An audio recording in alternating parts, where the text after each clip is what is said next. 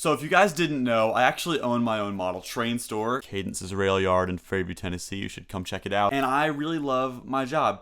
But one thing I don't always love about my job is having to tell people that the model trains that they're trying to sell me aren't really worth anything. So I thought I'd make a video just for fun to showcase a few items that, in my opinion, are model train related things that really just aren't worth anything and that you should probably steer clear of if you're trying to buy and sell trains. So up first, I think it's important we look at a toy grade model train manufacturer, specifically for the most popular scale, that being HO.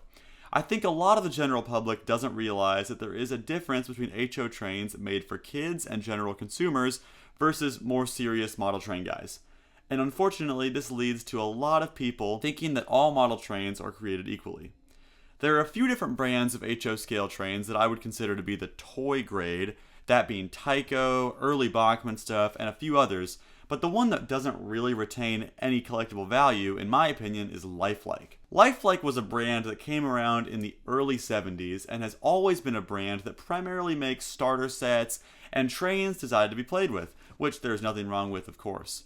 I know many folks in the hobby probably got their start with HO trains through the Lifelike brand, and while some toy grade manufacturers such as Tyco and Bachmann do retain that collectible value, unfortunately most of Lifelike's product line was mass produced and that made them incredibly cheap, so there is really little to no collectible value of their products. I usually end up selling Lifelike rolling stock for $2 to $5 a piece and engines for not much more, so as you can see, they really aren't worth a whole lot. Hello, I'm Kimberly with Hawthorne Masterpiece Railways, a division of the Bradford Exchange. Sticking to that HO theme, another line that I never have luck selling is the Bradford Exchange series of HO trains. The Bradford Exchange is a very much as seen on TV company and makes a lot of themed train sets relating to everything from sports teams to presidents.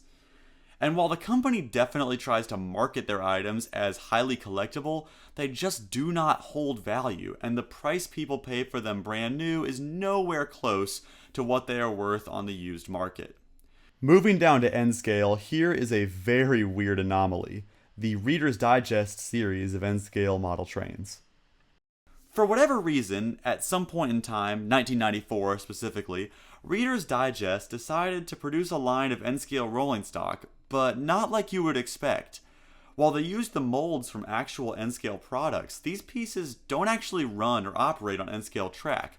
I think most people think that these pieces share the same value as other comparable NScale items, but unfortunately that really just isn't the case. Another mass-produced genre of item that has really no value are the generic GScale Christmas trains you will find for sale at Walmart and grocery stores every year around the holiday season.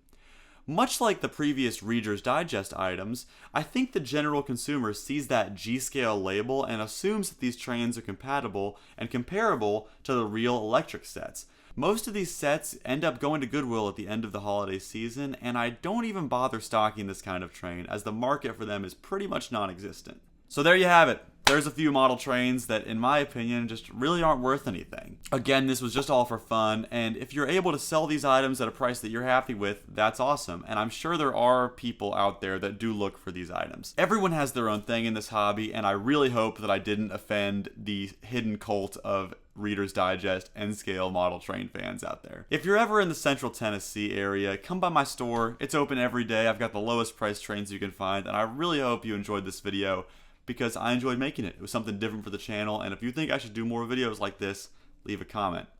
I'll see you in the next one very, very soon, and thank you guys so much for watching.